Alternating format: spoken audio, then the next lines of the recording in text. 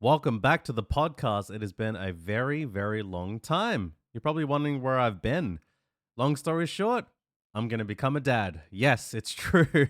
My baby is due in roughly October this year. So, all throughout the year, I've been journeying through pregnancy with my wife, and it's been a big deal. So, hence, I took a big step away from making content, just working full time at my job, trying to do jujitsu, get in shape like always, and live the best life that I can. And in all of that journey, I've been thinking about the topic of friendship, especially, and now this can also apply to other areas of life and different stages of life. How do you make friends? And me, I'm nearly 35 years old. I'll be turning 35 in September. I've made a lot of new friends this year, and I've been thinking a lot about it. It's like, so, you know what? I think it's time to make a new podcast episode. So I've got a new one for you today, guys. I thought about this for quite a while, and I got some things to share. So, how do you make friends in your 30s? Because that's the context that I come from. But this can also apply to other stages of your life, whether you're in your 20s. Now, I do have a lot of friends who are in their 40s, 50s, 60s who've shared their experiences with me. So I can't say necessarily how to make your friends in your 60s from experience, but I can tell you from the experiences that other people have shared with me, because I do think the principles apply across the board. So, yeah, this topic has been on my mind because I've been thinking about, I'm going to be having a son. I'm going to be having a baby boy, and my baby boy is going to need to make friends one day. He's going to make friends when he's a toddler. He's going to make friends when he's in high school, when they grow older. It's like, but what about our lives too? It's like, especially as a person in your 30s, I've found it really difficult to make friends, especially after probably the age of 25, is where I really found it a lot more difficult to make plans with people. You might meet someone like at a pool hall. It's like, hey, do you want to do something? And they're like, oh, sorry, I've got this, I've got this, I've got this. Or you might have met someone who's like, sorry, I have to check my calendar. I remember I tried to make plans with a person a long time ago, and like it's like they pulled out a whole spreadsheet, and it's like, and we're in like the time of March roughly at this time, and it's like, oh, I think I've got time in August. So people have calendars, people have things booked in, especially later in life if you're a busy person or you got other things going on.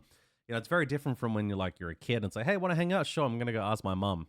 Or like when you're in school, it's like, hey, let's go hang out after class. But once people get jobs, once people are studying full time, once people have businesses, once people are just trying to find their own way, or they already have solidified friendships or things they already have going, it's a lot harder to squeeze in new people in life, because generally that means that time with someone else would have to be sacrificed or let go. So it's like, if I want to hang out with you, that means I can't hang out with someone else sometimes, or I can't do this activity. So that's why I wanted to talk about this today. And I thought this could bring value for people who are, going through life right now. And maybe you feel like you don't have a lot of friends at the moment, or you've been trying to make friends and you've been putting yourself out there, or you haven't put yourself out there yet. And it's like, why isn't this happening for me? So let's begin with this topic of why is it actually harder to make friends in your 30s? For a lot of people listening to this now in your 30s, you may have found it easy to make friends because you're a social butterfly. You just know how to organize things. Like, yo, let me check my calendar 6 weeks from now. This time, 5 p.m., let's do it. Does it line up with your dinner schedule? And then sometimes you're a person who hits up somebody and they're just like, sorry, I just don't have time. Or they just don't seem interested. So here's the thing, right? If you think about how most friendships are made throughout life in a Western modern society, so we're talking about the context of, the year 2000s, 2010, 2020. I can't talk about the 60s like the show Call the Midwife because I wasn't from that time. I can only talk about now. Most of us made friends, if we were fortunate to make friends, made them in school, right? So if you went to like primary school or high school in an Australian context, you would have what's called repeated exposure. So when you have repeated exposure to somebody, it builds natural familiarity. Now that familiarity can be positive or negative, but generally the friends that you make happen from repeated exposure and proximity. That means they're probably people very close to you. I can give you a very clear example. My best friend growing up was literally my neighbor. Two reasons. I saw the guy all the time and he was just there, and it just happened to be that way. But the thing is, when I moved away from that home, I don't think I ever saw him ever again. Not that I didn't want to hang out with the guy, it's just that now we lived like 30 minutes apart. I was 15 years old. I couldn't drive a car yet because we can't get licenses till we're 18 here. I just never saw the guy again. Whereas like when he was my neighbor and across the road, like 2 doors down from me, I could just knock on his door. Hey, buddy, let's hang out. Cool. Let's go play X-Men. That's how it was. Think about if you went to university or thinking of going to university, you're probably going to see your classmates on an ongoing basis. Especially if it's an on-campus course that you're doing, not necessarily an online course. You're just going to see that person all the time. Like the first time you talk to them, hey. Second time you talk to them, good morning. Third time you talk to them, oh, how was your morning? Fourth, oh, what did you do on the weekend? And then, it begins with small talk and then deeper and deeper and deeper to the point where you're like, hey, man, want to go get Subway together? Like, because on my campus, when I went to university, we had a Subway. That's literally how I made friends at uni. I had these classmates that I've never met before. And then just because I saw them all the time in class, and eventually we're just like, do you want to do something? Right? How about work? You might actually make genuine friends at work. This is someone you might see all the time, and then they're like, hey, do you want to get after work drinks? And if you feel like you can trust this person and like this is going to go beyond professional means of how you interact, might be a friend once you leave that company, you might form a real friendship. But if you look at the common trend there, it's because there was repeated exposure and proximity. How about sports? You might have made friends through playing different sports. Like you might have joined a basketball club, joined a jiu-jitsu gym. You might have joined a, clinical Pilates class. Like you're going to have repeated exposure and proximity. And if it's someone who has any form of commonality, I'm not saying friends are only people who are in common with you. It's actually great to have diversity. But, and you notice my dog, if you're watching this on YouTube, my dog's walking in the background. I have a dog, by the way, if you're wondering. Sorry for the tangent. But yes, you're going to have those repeated exposures. And this is generally how it happens.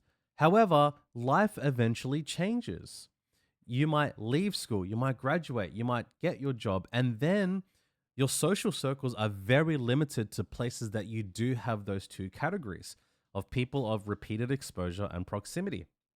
So that's why it's really hard to just like talk to a stranger on the street and become mates. You might I don't know, you might join like a dog walking club. And then because you've walked your dog next to this person 50 times over a 7-month period, you might eventually be like, what is your name? I know what your dog's name is, but what's your name? Oh, Jerry? Cool. I'll see you next time. And then like repeated exposure, proximity, and then eventually you might make plans. And that's the thing. Sometimes people are just busy. They've got careers. They might have just gotten married. They might have kids. Like, try to make plans with people who have kids. That's a very different story. It's like, sorry, I have to put my kid to bed at 6 p.m. Can we hang out at 4:30 p.m.? Oh, sorry, I finished work at 4:30. Oh, you know what? We might just have to hang out next year. It can really feel like that. What if people move away? Your best chance of talking to them is going to be on a phone call or a Discord call or a video FaceTime. And also people as they progress through life have less and less free leisure time because everything is a, opportunity cost. You have to give up something to do something. Whereas like if you're going through school, you have a lot of free time because your commitment is school, homework, and your duty to pass and like graduate and then figure out what you want to do with your life. So why do you think why making friends gets harder? Like think to yourself, like just a question for you. What for you specifically, what is it making it hard for you? And what can we do about it? The reality is a lot of us are going to make friends, especially in the 30s and beyond, proactively. Very rare someone's just going to knock on your door, unless it's like, some missionary and just like, hey, let's be friends. It's not going to happen. Like if you're just chilling at home, I'm not saying like you have to make it your life's mission to go and make friends, but I'm saying if this is something you want or crave, you might have to put a little bit of planning and proactivity into it. You might have to think, hey, I'd love to make friends doing jiu-jitsu. I'll give you my personal example. The biggest source of new friendship in my life is in church small groups, right? So I go to 2 different churches, and one of the churches is like a Protestant church, which is awesome. And I find that in Protestant churches, they're quite deep in their community, especially to the one I go to. And I recently made a new friend. And this guy's awesome. But you know what? It started with small talk. What do you do for a living? How was your weekend? And then because we had repeated exposure and proximity through our small group, I would see him at church on Sundays and then our small group on Tuesdays. After a 6-month period, now we're going out for dinner. His wife and, and our we're all friends. Like, I see we make plans, like we got plans tonight, to go to church mass and then go out for dinner potentially. But that's because there was a bit of proactivity there. Like my wife and I chose to join a new small group with new people we haven't met. Now, did that guarantee friendship? Not necessarily, but we put ourselves in a situation where it's possible. So if you want to make friends, have a think about where can I proactively put myself into places to at least allow the opportunity in the first place. Like a lot of us will make friends online, like we'll make friends like, play watching Twitch streams and making online buddies. That's completely cool. I did that. I ended up flying to America to meet people from Twitch and they become my really good buddies. But it does take proactivity. So that's my first tip for you. If you want to make new friends, especially in your 30s, yes, we have to understand the context of busyness, but plans are possible. You can organize things with people, given that over time you've built a little bond, you've had proximity, like it's someone who actually lives in your city, like lives in your suburb or they're close enough, and you have repeated exposure. And then you have some commonalities, like you actually build like a bond and you guys get along. It's very possible. So here's the next thing we need to think about. Why do friends matter? Why do they matter? There's been research studies out there. It's like, what happens to people in isolation? This is something you can look up yourself. You can use AI these days to pull up all different studies. Like back in the day, we had to look at like research databases, find the title, see if it's biased. Has it got, like peer-reviewed articles? Nowadays, you can actually look up online and get information easily to at least understand what's going on. There's been so many studies on what happens to people in isolation. Like they might have had all their normal needs met, like food, shelter, even like just physical activity. But something happens when a lot of people are in true isolation. Even introverts who love spending time on their own still will generally need to have some form of connection. They may say, "Oh, I don't like hanging out with people, but I like watching streams." That's a very indirect form of connection. You can almost argue parasocial sometimes, which happens as a streamer. But still, it's not like true isolation. Like you're not on a deserted island. Like the guy in that movie, I can't remember what it's called, but it's like he has like a soccer ball and that's his best friend. Like that's true isolation. Like if people say I love being by myself, they're not talking about that. They're talking about I want time to myself, to introvert, to recover, and then go back into the world. But when people are put in severely long times of isolation, it has disastrous effects on mental health, even potentially physical health, because of the psychosomatic effects of negativity, like just internal negativity, to the point where people have depression, anxiety, and like just a very like just down outlook on life because of what they've experienced. At the end of the day, we need to connect to people, even if you're a married person. Like I've been married for just over a year now. I've got a baby on the way. But it's not like my wife and I are the only friendship we have. Like if it was just my wife and I hanging out all the time, I mean, we do that, but we have friends too. Like we need to hang out with other couples. I remember there was an episode of How I Met Your Mother. There was an episode. If you've ever seen this show, it's a really good comedy. I mean, it has arguable jokes that haven't really come with the times. But there's an episode where two characters, Barney and Robin, like they realize like they need other couples in their life. Or like Marshall and Lily, they need other couples in their life. Is the friendship between the marriage enough? Not always. Like sometimes like you need, like if you're a guy, like I gotta go hang out with the boys. I'm having a boys' night. Or the girls like I'm gonna have a girls' night. Because we need to connect with other people. And there are so many benefits to that. There's mental health, physical health, and end of the day, like you might have all the nicest cars and nicest gadgets and nicest toys, whatever it is.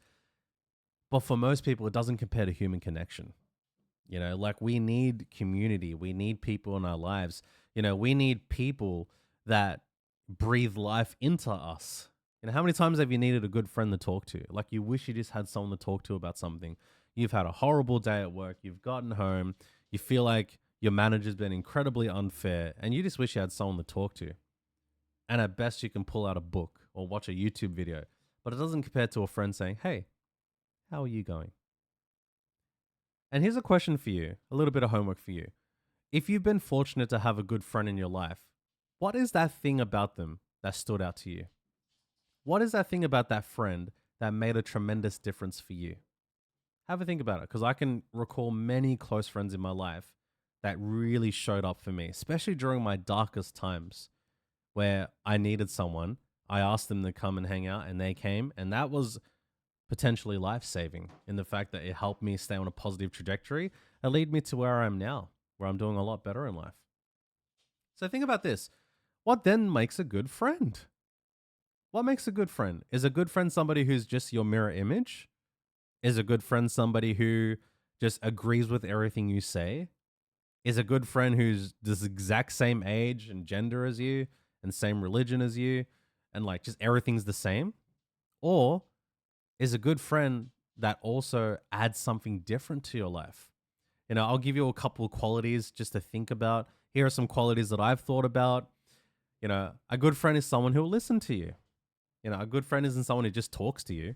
Like I think there was a book that I read called How to Make Friends and Influence People, and the book talked about a chapter where an example of somebody like they're at like a function, right? And there's two people talking, and one guy talks to another guy, and one guy is doing all of the talking, and one guy is doing all of the listening. And at the end of that 1 hour conversation, the guy who listened didn't say a word, just listened to the other guy who's talking. Now, at the end of it, those two walked away, and the guy who was talking ended up talking to somebody else. And that person asked him, "Hey, I noticed you were talking to this guy over here. How did it go?" And that person says, "You know what? I just had the most amazing conversation. We had so much to share and talk about." Now, in that example, what's really really highlighting is that a lot of people have a genuine need to feel listened to. It's not enough just to talk to somebody. Like, yes, I'm filming a podcast episode and I'm talking to you through this means, but like end of the day, like we really want someone to hear us out. There's another book called The 7 Habits of Highly Effective People, and one of the principles is, listen first. Or like that's my paraphrase version. Like people want to feel listened to, and a good friend will often listen to what you have to say. A good friend can encourage you. Like you might not feel confident about going for a decision that could be positive for your life. And this person's like, "Hey, you know what? I really think you can do it. I really think you should give it a try." And you're like, "Nah, nah, nah. I don't want to do jujitsu. Like it's just people rolling around sweaty and like, I don't know, boxing's better. But even then, boxing's hard. And, I've got a sore ankle." And your friend's just going to be like, "Seriously, dude, just go and do it. I know you can do it. You can do it." Right? What's another good quality about a good friend? Sometimes they're honest. They're truthful and loving in the way they say something. They're not just, you know, being nice to you. They're not just saying what you want to hear. Sometimes a friend will be honest with you and they'll say something like, "Hey, dude, you've been like, I don't know, you've been trying to do this thing for years and it's not working. Maybe you should try something different." And sometimes that's what you need to hear. It's like, it's not working for you. I was very fortunate that, towards the end of my full-time streaming career, I had honest friends say, "Hey, do you really think this is working for you? Or should you consider doing something different?" That honesty allowed me to make different decisions and lead me to where I am now. But if I just had someone who kept saying, "Nah, just keep streaming. It's good. Like you're doing great. 9 hours a day, maybe you should be doing 12 hours." Or was the honesty needed, which is, "Hey, it doesn't matter how many hours you put. You're in the wrong niche. It's not working for you. And you'd probably be better off doing a normal 9 to 5 where you get guaranteed pay and then you can switch off at night." And that's what I've been doing for the last nearly 2 years. And it's honestly been a lot better for me right now. What about a friend that's reliable? Somebody that you can actually trust and depend on. I'm not saying they're always going to show up and always going to do what you ask, but I've had some pretty reliable friends growing up throughout my life. I have a really close friend that I honestly feel that, given it's within his means, if I ask him to do something, he'll do it. I asked this really good friend of mine to help me with my wedding. I said, "Hey, I have 400 water bottles that need to be delivered to the church. Can you come to my house, pick it up, and drop it off on the morning of the wedding?" And what did he say? "Let me check my schedule," because they're always busy. "And if I have time, I'll absolutely do it for you." And you know what he did? Came to my house, picked up the water bottles, and on wedding day, he delivered all the bottles of the morning. He's reliable. How about a friend who challenges you? Sometimes you need someone to like not agree with what you're doing or saying, or actually point out what you're doing wrong. And that can be the most loving thing in a truthful way. It's not necessarily a criticism to put you down, but sometimes it's like, "Hey man, you're trying to lose weight, but you're at Macca's. And you're like, yeah, but I count the macros, I count the calories. It's like, I get that, but it's also influencing your cravings, which make you cheat on your diet. A good friend will challenge you in a positive way that will actually make you, if you're humble enough and can let go of your ego and realize, actually, you know what, they're making a good point. A good friend can challenge you. How about a good friend that celebrates your wins? A good friend that helps you grow? You know, you'll have different friends, different types of friends in your life. You'll have a friend that's a mentor, a friend who can breathe life into you. You have friends that you can have fun with. You go and do things together. You'll have friends who keep you accountable. Like they'll check in on you and call you and say, hey, you said you were going to go to 5 jiu-jitsu classes. Now, obviously, I'm giving you examples from my life, but it's like, hey, you said you were going to do 3 classes a week. I only saw you once. What happened? Maybe you'll have friends you'll have deep conversations with, somebody that you really connect with. You know, have you ever had the experience of talking to somebody and then you realize it's like 2 in the morning and like you didn't realize you've been talking all night? That's a really blessed experience. So here's the thing. If you've been fortunate to have a really good friend in your life, ask yourself, what made them so great? What made your friend stand out? What's it about? What is it about them? And then ask yourself, how can you be doing that for somebody? Which leads me to the next point. Are you a good friend? It's easy to ask, where do I find friends? How can I get something out of this? How can I make friends? How can I bring people into my life? But what about the people who've been reaching out to you? This is something I've been thinking about too. How often have you said no? Somebody said, hey man, do you want to, would you like to do this sometime? Or can I get your phone number? Or, and you're like, nah, sorry, I'm too busy. Have you rejected people who've been proactively trying to hang out with you? I think one of the best advices I ever received, which helped me free myself from essentially chasing people who didn't want to be friends with me. In a paraphrase sense, it's like, why are you chasing after people who are not interested in you? What about the person who wants to hang out with you? What about that person who's hit you up 6, 7, 8 times, called you out of the blue, and you're just like, sorry, don't have time. Sorry, I'm doing this. And like, you're actually like not even allowing it. Now, obviously, you may not like the person. Fair enough. I understand. You don't have to like everybody. But that's a real thing. Are you also being a person that allows friendship into your life? Because it goes both ways. There are people also potentially trying to reach out to you. I'm not saying you have to say yes to every request because you're busy. You've got your own calendar. I understand. So do I. But I'll give you an example. Like the friend that I'm hanging out with now, I've said yes to. This person's invited me to things, and it's been great. I could have just been doing my own thing. No, sorry, I'm hanging out with my wife. No, sorry, I'm feeding my dog. I'm sorry, I'm watching Call the Midwife. I just finished How I Met Your Mother. I need a new show. I'm 5 seasons in. Like, this is what I'm looking forward to. But like, I'm not saying you can't do that. I'm just saying like you can say yes to other people, and that could be like the best friend in the long run. Like, do you reach out to people? Do you listen to people? Do you follow through with plans? Do you celebrate other people in your life? Do you make time for other people? Remember, friendship is a two-way investment. I've had friendships where, it felt like I was the only one reaching out to people. Like, for example, like, I'm not saying you should, necessarily audit your friendship very thoroughly. I mean, maybe you should, but look at your list of friends and ask yourself, if I never hit this person up ever again, would we ever hang out? Like, it's a hard question to ask. Like, if you don't initiate, if you're not the one being proactive, will you ever hang out with that person ever again? I'm not saying you must ditch everyone who never hits you up. I'm not saying that. I'm just saying just put some thought into your social circle and ask yourself, is it a two-way friendship? Now, sometimes people are just not very good at making plans. I'm not necessarily a good planner, right? I remember when I first started dating my wife, she asked me a question of like, are you doing anything like August 24th? And this was probably like August 2nd at the time. And I'm like, I don't know. Like, I don't know. Like, I haven't thought that far ahead. But I've learned that as a skill. And I'm like, actually, it's really good to plan your days and plan your weeks. Know what you're doing. Like today, I made the plan to make an episode. Otherwise, if I didn't plan for it, I probably wouldn't have done it.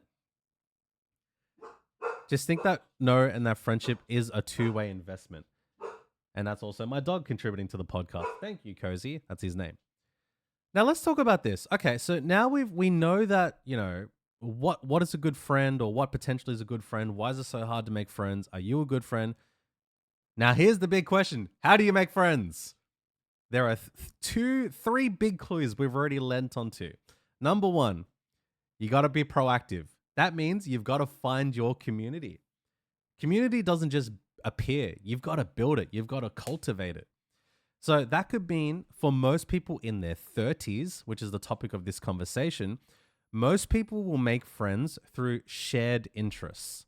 That could be going to the gym. That could be going to martial arts. That could be going to church. That could be being involved in a sport, volunteering, hobby groups. It's places where you will consistently see the same people that will allow the opportunity for friendships to cultivate. That's the reality. That's why sometimes like these public events aren't necessarily the best place to make friends unless you follow them on socials, they watch your stories every day, you watch their stories, you start chatting on Messenger and you become friends organically. But a lot of the time, you're not really going to be chasing individual friendships more so than you are building or being involved in the community. That's the secret sauce. You're going to be involved in the community. So, the communities that I was primarily involved in the last 10 years was the pool community. So I played competitive pool and the streaming community. So I made a lot of friends on Twitch in the streaming world because we had proximity through online, familiarity, repeated exposure where we talked many times to the point where I flew to America to meet a guy that I never met in person, but we'd been friends online for years, and he became one of my best friends. You're going to have shared interests, and you have to proactively put yourself in those places. So let's just say, you know what? I would really love friends who are fit. Time to go join a gym class. Look up a local gym in your area. Maybe you want to do it through weightlifting. Maybe you want to do it through CrossFit. Maybe you want to do it through boxing, Muay Thai, martial arts. You've got to put yourself in those places so it's even possible.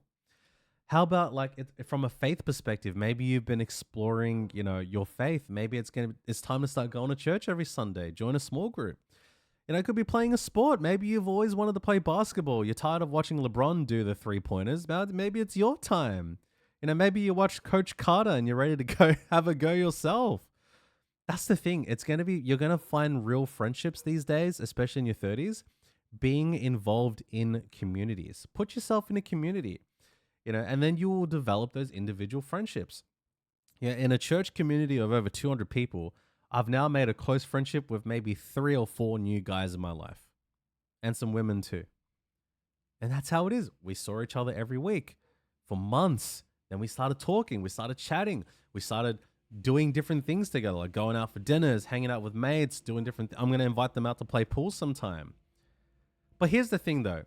Yes, you're going to have to find your community, but understand that at this stage of your life or later in life, adult friendships look different. They are. They're not the same as friendships in high school. They're not the same as friendships in university. When you're an adult or older, it's going to look different because everyone has their own commitments. We only have so many hours in the week. If you work a full-time job and you're working 38 to 40 hours a week, that's most of your week gone.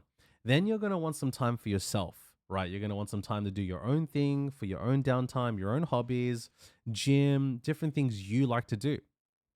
That then leaves you with a handful of hours. What if you're looking for the love of your life? What if you're now dating as well? You're going out on dates. That takes up all your time. Now you're left with a small amount of time, right? Now, that also factors in that most people already have solidified social circles. They already have solidified commitments. It's going to take a lot of effort for someone to take hours out of that small time they have to get to know you.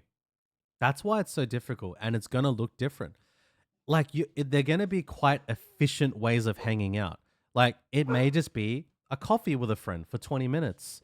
It may be just, hey, let's go meet up at the park and go for a walk.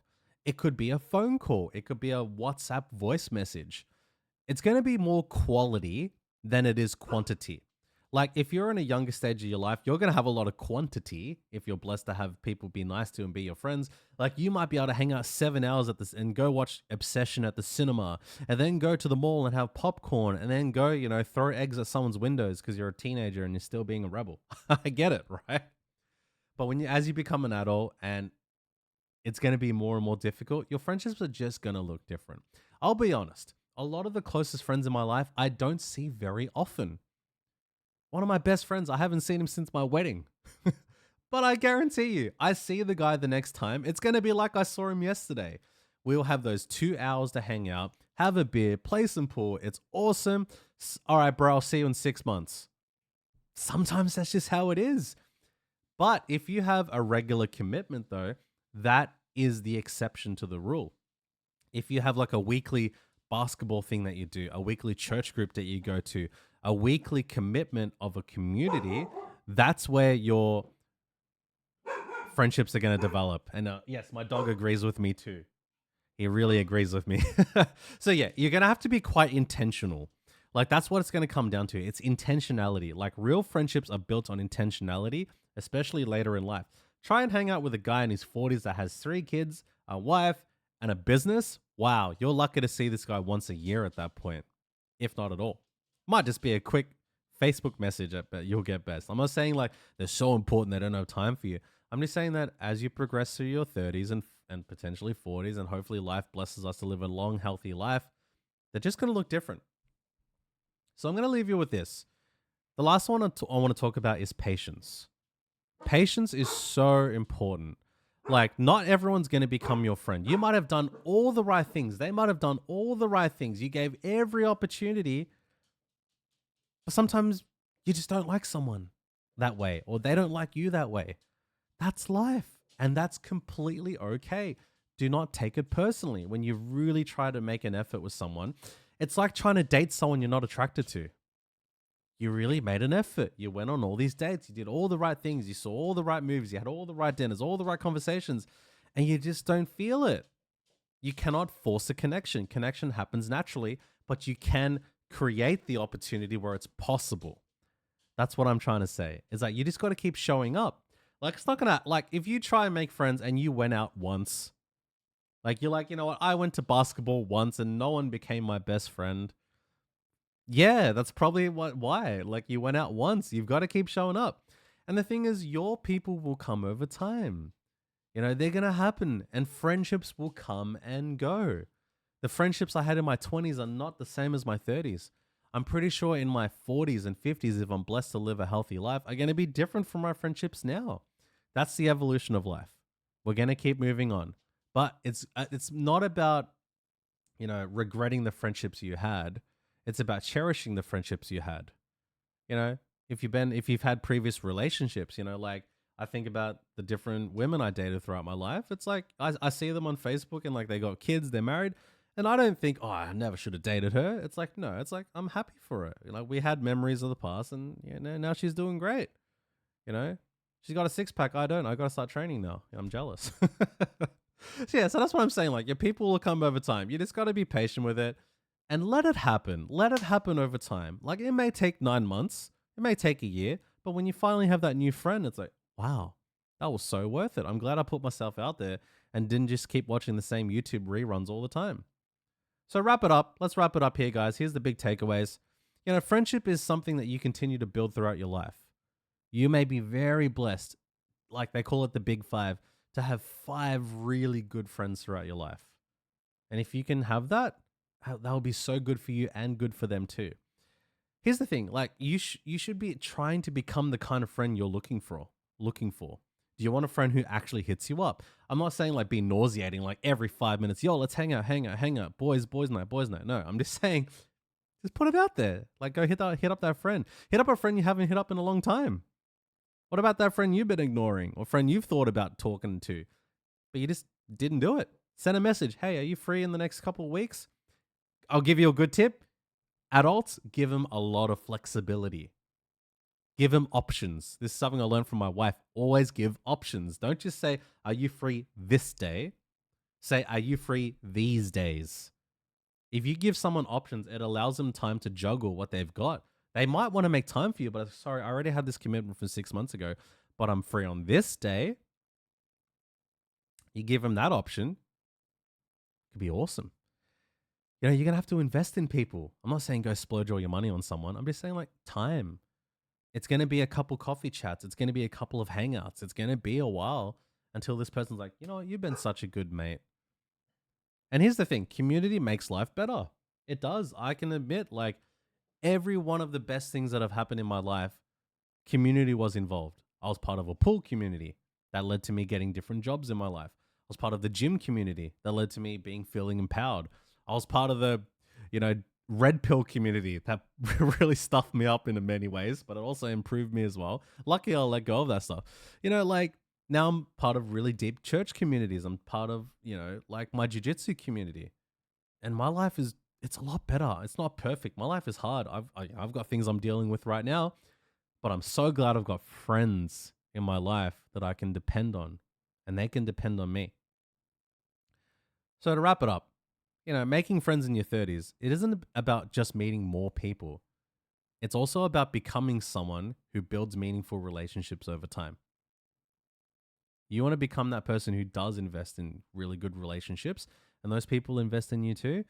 And who knows, by a year from now, from listening to this episode, you might have a new best friend. So here's some things I want to challenge you on. I want you to try and reach out to one old friend this week. I'm going to do this too. I'm going to send a message to a friend I haven't seen in a long time and try and organize something over the next few weeks. Try and introduce yourself to a new person. Once you've joined the community, introduce yourself. Walk up, say, hello, I've seen you around in class. My name's, this.